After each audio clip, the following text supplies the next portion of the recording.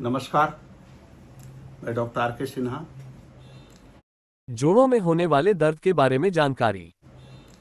आज आप लोगों को जोड़ों में होने वाले दर्द के बारे में कुछ भ्रांतियां, कुछ जानकारी देने के लिए आया हूं। लंबे समय तक किसी भी जोड़ों में दर्द, स्मॉल जॉइंट्स जैसे कि fingers, wrist joint, elbow joint, shoulder joint, knee joint, thumb pain. तो दोस्तों, ऐसा है कि अगर आपको कहीं भी लंबे समय से किसी भी जोड़ में दर्द हो, छोटे उंगली में दर्द हो, इस ज्वाइंट पे दर्द हो, यहाँ पर दर्द हो, शोल्डर में दर्द हो, नी में दर्द हो या अंगूठे में दर्द हो, कहीं भी दर्द हो, अगर आपको दर्द 1 महीना, 1.5 महीने, 2 महीने से ज्यादा चल रहा है तो सतर्क होने वाली बात है और ढूंढने की जरूरत है कि हुआ क्या है।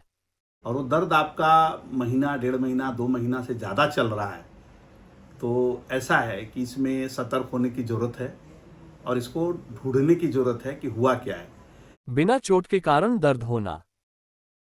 आप लोग दिमाग में बैठा लीजिए, अगर आपको चोट लगा है और बिना चोट के कारण कोई दर्द हो रहा है तो इसे एक गंभीर समस्या हो सकती है या साधारण भी हो सकता है, लेकिन इसको डॉक्टर को दिखाना चाहिए। लोग मेडिकल स्टोर से दवाइयां लेकर खा रहे हैं, ये बहुत बड़ी गलती। लोग कर क्या रहे हैं कि छोटी छोटी डॉक्टर, मेडिकल स्टोर, इधर उधर से दवाई खा खा के 2 बार 4 बार दवा खा लिया, 10 दिन ठीक रहा, 15 दिन ठीक रहा, फिर से हो गया, फिर वो 2-4-10 दिन की दवा खा लिया, फिर ठीक रहा 2-4-10 दिन, तो फिर से दर्द शुरू हो गया। प्लीज रिक्वेस्टिंग, बिना कारण का जोड़ों में दर्द हो रहा है तो डॉक्टर को दिखाने की जरूरत है। तो हाथ जोड़ के विनती है, अगर आपको कहीं भी दर्द हो रहा है बिना कारण का, खास करके अगर आपको वहां चोट नहीं लगा है और दर्द है, तो इसको दिखाने की जरूरत है। फर्स्ट रूमेटॉइड आर्थराइटिस, तो संधिवा जिसको बोलते हैं रूमेटॉइड आर्थराइटिस, इसके लक्षण हो सकते हैं। रूमेटॉइड आर्थराइटिस बहुत कॉमन है अपने इंडिया में, फीमेल में ज्यादा पाया जाता है, पुरुष के ना। तो रूमेटॉइड आर्थराइटिस में जब लेट हो जाता है ना, तो बहुत सारे अंगुली जो है टेढ़े मेढ़े होने लगते हैं और उसको कंट्रोल करना बड़ा डिफिकल्ट हो जाता है और बहुत सारे DMRD जो डिजीज मॉडिफाइंग एजेंट है वो देना पड़ता है। और अगर आप अर्ली स्टेज में आ जाते हैं तो बहुत सारे सिंपल पेन किलर और बहुत सारे DMRD आजकल आ गए हैं ड्रग ऐसे रूमेटॉइड आर्थराइटिस में, जो आराम से ठीक हो जाता है। दोस्तों, इसके लिए बता रहा हूँ कि रूमेटॉइड आर्थराइटिस तो ठीक है, सिंपल सा टेस्ट होता है, कभी कभी इसमें RF फैक्टर भी कराते हैं, NTCCP भी कराते हैं। अगर RF फैक्टर अगर स्ट्रांगली डॉक्टर को लग रहा है कि पॉजिटिव है, RF फैक्टर निगेटिव है, तो कभी कभी NTCCP भी लोग कराते हैं। कोई गंभीर बीमारी शरीर के अंदर चल रही है तो उसके लक्षण आपको जोड़ों में मिलेंगे। कभी कभी क्या होता है कि गंभीर बीमारी जो अंदर शरीर के अंदर चल रही है उसके मैनिफेस्टेशन आपको ज्वाइंट में मिलता है।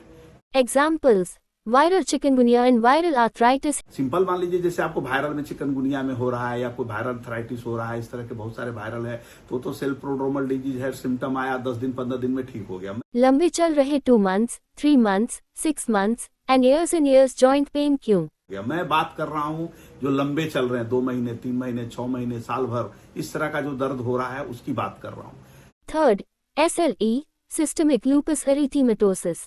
इसके लक्षण: सुबह सुबह जोड़ों में दर्द, पैर जमीन पर नहीं रख पाना, ना चल पाना। एक बीमारी होती है SLE बोलते हैं, सिस्टेमिक लूपस एरिथेमेटोसिस।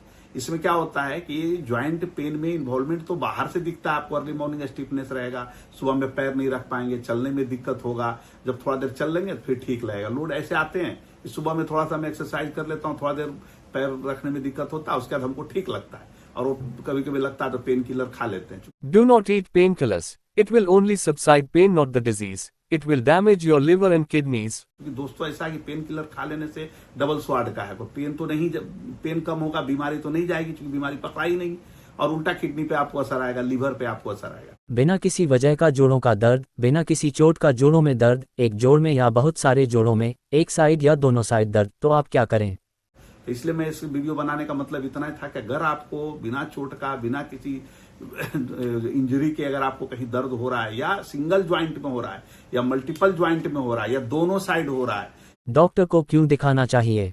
जॉइंट्स को देखने से और AN लेवल करने से SLE का पता चल सकता है और गंभीर बीमारी से बच सकते हैं। क्या होता है, कुछ बीमारियां जैसे मैंने बताया SLE में आपका किडनी भी इन्वॉल्व हो रहा होता है, लिवर भी इन्वॉल्व हो रहा था, स्किन भी इन्वॉल्व हो रहा था, ज्वाइंट भी इन्वॉल्व हो रहा होता है। दिखता ज्वाइंट है क्योंकि अंदर किडनी में आपका डैमेज हो रहा है, लिवर अंदर डैमेज हो रहा है, हार्ड हो रहा है, श्रिंकन हो रहा है या गांठ बन रही है, आपको पता नहीं चल रहा है। लेकिन वो हम लोग को रास्ता, हम लोग जो डॉक्टर होते हैं वो ज्वाइंट से ही समझ जाते हैं कि ज्वाइंट पेन क्यों हो रहा है। तो उसमें स्थिति में हम लोग एनए लेवल कराते हैं तो पता चलता है कि इनको एसएलई है।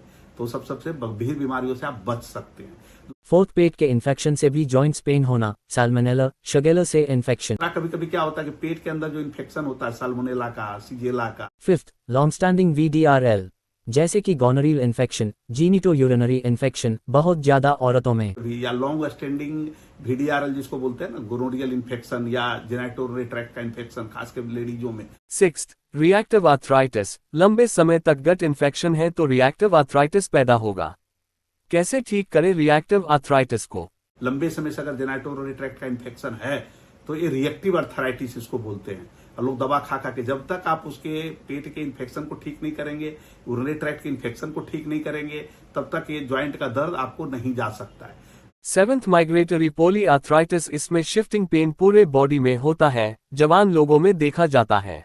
दूसरा, कभी कभी क्या होता है कि माइग्रेटरी पोलीआर्थराइटिस बोलते हैं, कभी ज्वाइंट शिफ्टिंग होता है। मतलब कभी होगा घुटन में हो रहा है, कभी आप देखिएगा कि नी में हो रहा है, कभी आप देखिएगा बैक कमर में हो रहा है, कभी देखिएगा यहाँ हो रहा है, यानी शिफ्टिंग होता रहता है। तो ऐसे भी खास करके यंग एडल्ट में ज्यादा होता है, बच्चों में।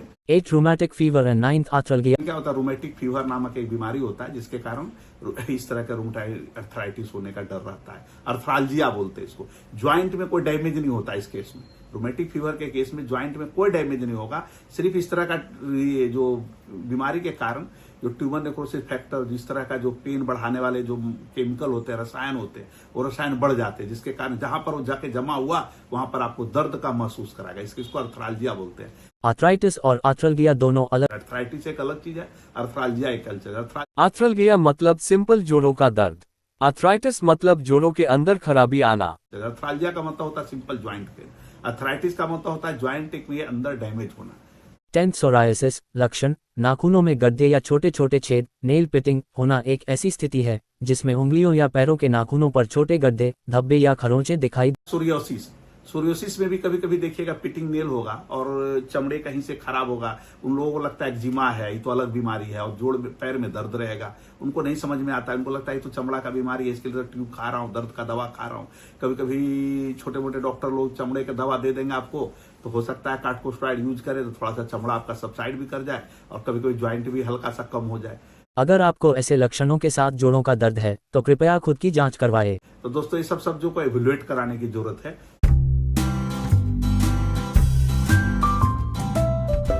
सोरियासिस तो पूरी क्लिनिकल प्रेजेंटेशन पर भी चलता है, क्योंकि उसमें अगर चमड़े के ऊपर सिल्वरी स्किन आ रहा है, वो स्काल्प में भी कभी होता है, हाथ में भी होता है, पैर में भी होता है।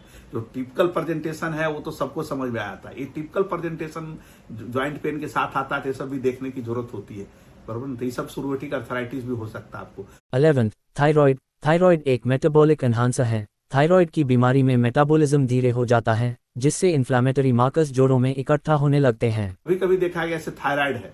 थायराइड में क्या होता है कि मेटाबॉलिक इनहांसर और मेटाबॉलिज्म आपका स्लो हो जाता है। विटामिन D3 है, इसमें मेटाबॉलिज्म जो है स्लो हो जाता है।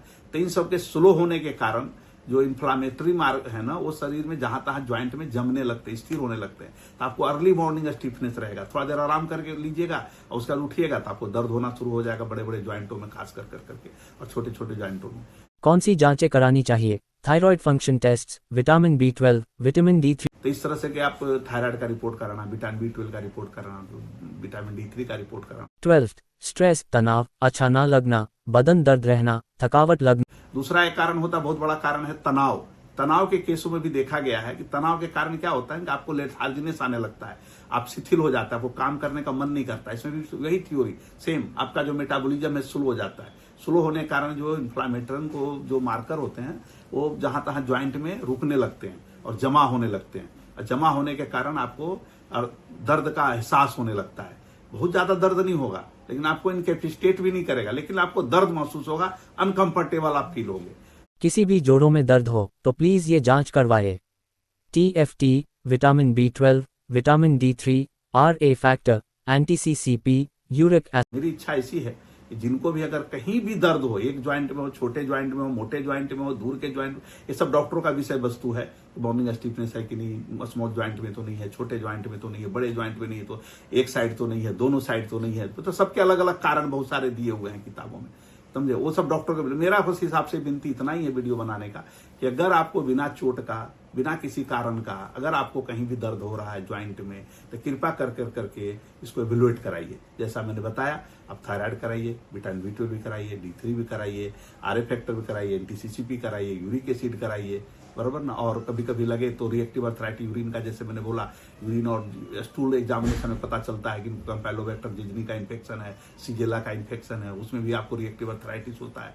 और कभी कभी क्लेमिडिया इन्फेक्शन आपको यूरिनरी ट्रैक्ट में हो जाता है, उसमें भी लंबे समय तक, just like a fungal infection, लंबे समय तक इन्फेक्शन रहता है, उसके कारण ज्वाइंट पेन होता रहता है और लोग दर्द का दवा खाते रहते हैं। Complete evaluation is needed. Ask, what is happening? Why is it happening? So complete evaluation doctor के पास से जरूर कराइए। कारण पूछिए कि क्या हो रहा है, क्यों हो रहा है।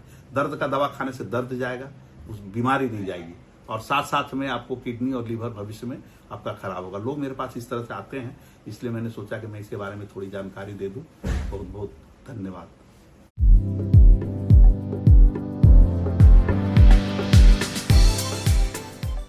प्लीज इसको लाइक करिए, सब्सक्राइब करिए और बेल आइकन को जरूर दबाइए।